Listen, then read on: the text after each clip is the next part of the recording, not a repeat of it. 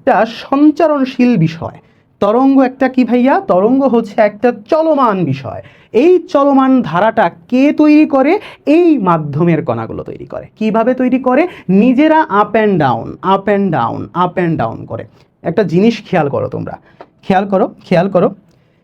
ধরো তোমাকে আমি বললাম যে এই কণাটা, ম্যানুয়াল করি, সরি, হ্যাঁ এই কণাটা খেয়াল করো। এই যে দেখো, এইটা নীলটা, এই যে দাগটা, কালো দাগটা দিছি, খেয়াল করো। এই কালো দাগ বরাবর যে নীল কণাটা আছে, এই নীল কণাটা কিন্তু কালো দাগ বরাবরই up and down, up and down, up and down করতেছে। ও কিন্তু এমন না যে এই যে ওয়েভটা চলে যাচ্ছে, ও ওর সাথে সাথে কিন্তু চলে যাচ্ছে না। মাধ্যমের কণা কখনো স্থানান্তরিত হয় না, সে কোনো একটা নির্দিষ্ট এরিয়ার ভেতরে আপ অ্যান্ড ডাউন অথবা নিজে নিজে দুলতে থাকে, পর্যায়বৃত্ত গতি সম্পন্ন হয়।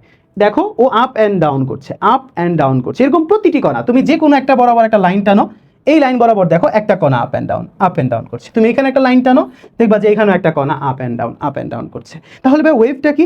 ওয়েভ চলমান, ওয়েভ একটা চলমান বিষয়, এবং এই চলমান বিষয়টা, এই ইলিউশনটা কে ক্রিয়েট করতেছে? আমাদের এই কণাগুলো ক্রিয়েট করতেছে। এই কণাগুলো নিজেরা এমনভাবে আন্দোলিত হচ্ছে যে একজন আগে আন্দোলিত হচ্ছে, একজন আগে যাচ্ছে, তার পিছনে পিছনে আরেকজন যাচ্ছে, তার পিছনে পিছনে আরেকজন যাচ্ছে, এইভাবে করে সবাই মিলে একটা সিস্টেম ক্রিয়েট করতেছে, যেন মনে হচ্ছে একটা ওয়েভ তোমার এখান থেকে এমনি এমনি করে সামনের দিকে এগিয়ে যাচ্ছে। বুঝছো বিষয়টা? ব্যাপারটা কি ধরতে পারছো? তাহলে আমরা কয়েকটা জিনিস জানলাম যে অনেকগুলো কণা যখন একত্রিত হয়ে কোনো একটা আন্দোলন করে, কি আন্দোলন করে? পর্যায়বৃত্ত আন্দোলন করে, আপ অ্যান্ড ডাউন হোক বা যেরকম ধরনের হোক না কেন, তখন ওইটাকে আমরা বলি ওয়েভ। এবং খেয়াল করো, ওয়েভের মাধ্যমে কারণে কিন্তু কণাগুলো চলে যাচ্ছে না, এমন না যে কণাগুলো এই পাশ থেকে ওই পাশে চলে যাচ্ছে, বরং কণাগুলো নিজেদের জায়গায় থেকে আপ অ্যান্ড ডাউন করছে, বাট তরঙ্গ সামনের দিকে এগিয়ে যাচ্ছে। বুঝতে পেরেছো?